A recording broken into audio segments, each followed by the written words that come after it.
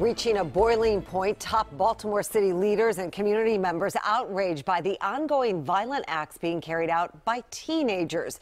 WJZ is live in Northwest Baltimore, where police say crime involving young people is out of control. George Solis has more on what's been happening. George? Good evening, Mary. A very fired up police commissioner announcing that a majority of these carjackings are not only happening here in the Northwest District, but are being carried out by, you guessed it, teens. And while arrests are being made, it's simply not enough to end the crime spree. Forced out of his car and beat up by teens in broad daylight. Police say the violent carjacking happening right outside a synagogue in Northwest Baltimore. The crime pushing the city's top cop and city leaders over the edge. Unacceptable that I have to stand up here and talk about 13 and 14-year-olds that we have to arrest again and again because our criminal justice system and our society isn't doing what we need to be doing with these kids. The outrage follows a series of brutal attacks being carried out by teens across the city. Adults and even other children at the mercy of groups police say are often repeat offenders. We know who they are.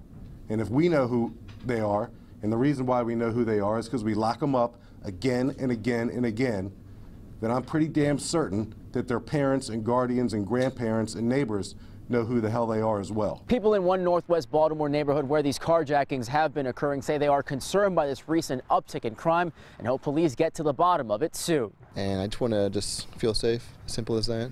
I'm a little bit more vigilant, a little bit more careful in general. The problems are much deeper than just the crime. It's what is causing the crime. Community watchdog groups like Baltimore Shomrim working overtime to restore peace of mind and agree with police that violent teen offenders need stricter punishments. And I think when there's situations where there's violent crimes, there has to be some penalties and repercussions so these types of crimes end.